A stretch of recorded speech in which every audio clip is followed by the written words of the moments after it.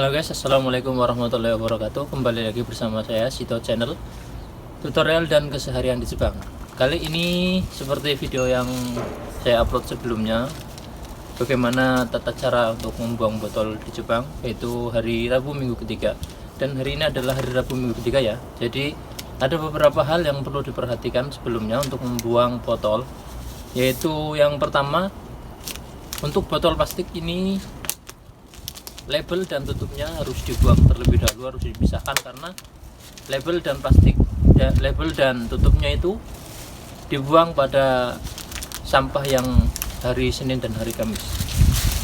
Kemudian untuk pembuangan kaleng itu seperti kaleng susu, kaleng makanan ringan itu yang sekiranya di dalamnya masih terdapat sampah atau terdapat kotoran itu harus dicuci terlebih dahulu seperti ini ya bisa dilihat, itu harus dibersihkan terlebih dahulu biar nanti untuk pengolahannya lebih mudah. Dan untuk kardus tidak ada yang spesifik lagi, paling hanya dilipat terus diikat nanti dibawa ke tempat pengumpulan sampah. Oke, setelah semuanya ini selesai, langsung saja kita menuju ke tempat sampah. Bagaimana tutorialnya selanjutnya? Let's go. Okay, come on guys.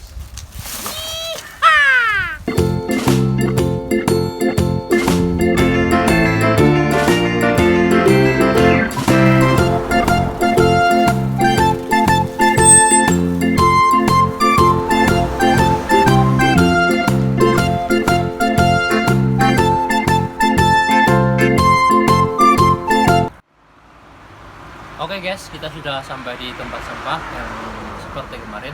Di sini bisa kita lihat ya, pembuangan sampah kardus. Di sini sampah kardusnya itu harus diikat seperti ini biar terlihat rapi ya. Di sini ada koran-koran juga. Terus kemudian untuk sampah yang botol kaca kayak beling itu, di sini bisa dilihat harus dibedakan sesuai dengan warnanya ya. Di sini misalkan warna hijau juga warnanya hijau, yang warna coklat juga coklat, yang warnanya putih juga harus putih. Kemudian ada lagi yang warnanya yang kayak botol kaleng-kaleng ini juga harus dipisahkan sesuai dengan tipenya masing-masing.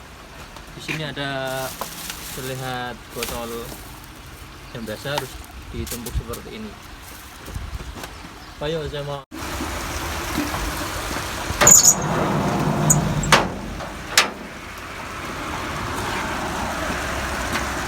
Oke, terima kasih sudah menonton video saya.